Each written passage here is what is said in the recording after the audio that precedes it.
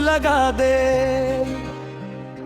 जब ले यार तो हर जिंदाबाद, जान भी हंसते दे देवुम, रुआ खातिर हर एक बार। तोहरा के कौन हाथ लगा दे, जब ले यार तो हर जिंदाबाद। दुनिया लाख दुश्मन बन जाव, हम रहीब तोहरा साथ।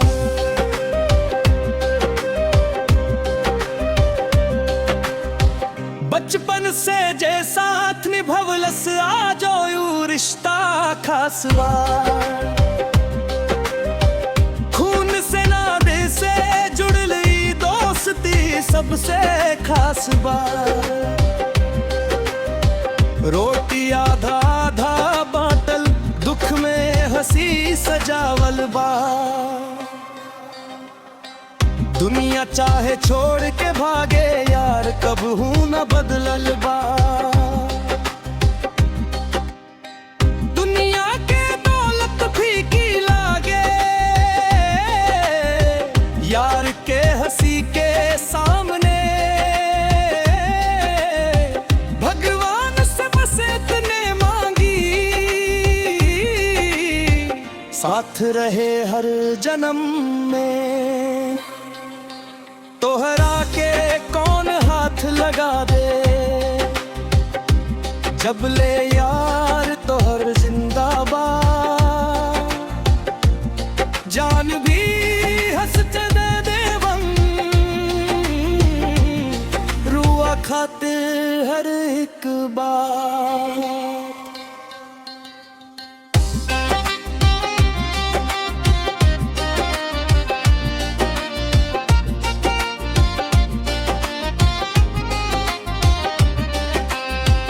गलती पर डांटे भी फिर सीना तान बचावेला।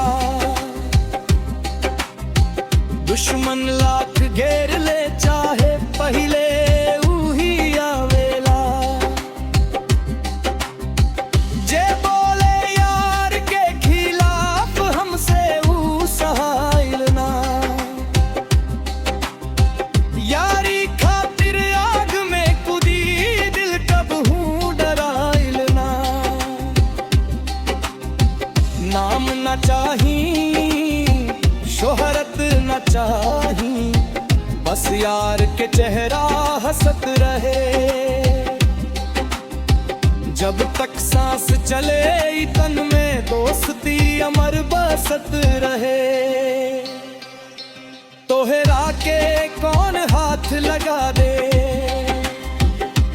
जब ले यार तो हर जिंदाबाद।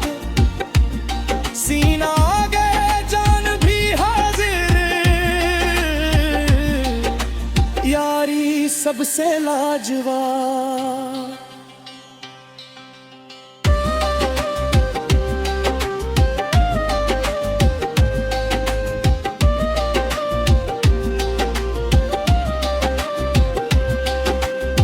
रंगदारी ना नाम से होला, रंगदारी दिल के बार। यार खातिर दुनिया से भिड़ जाई, बाकी सबसे प्यार के साथ। कंधा दे के रोवे वाला, हंसी में साथ हंसे वाला। ऐसन यार अगर मिल जाव, भगवान के वरदान होला। लोग पैसा गिनेला, हम अपना यार गिनी ले।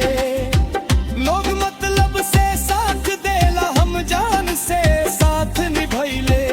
नाम चाहे मिट जाव हमार, बाकी दोस्ती अमर रही।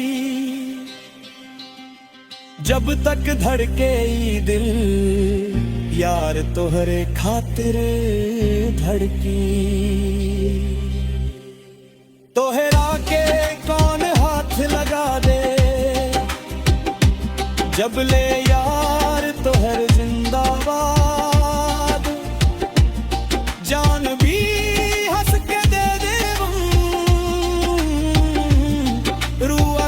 खातिर हर एक बात।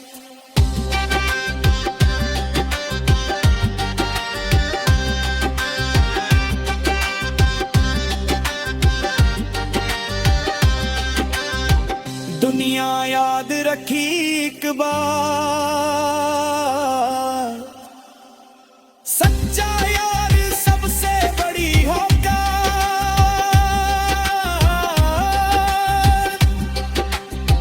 दोस्ती के नाम पर जान भी कुर्बान। जब ले यार तो हर जिंदाबाद।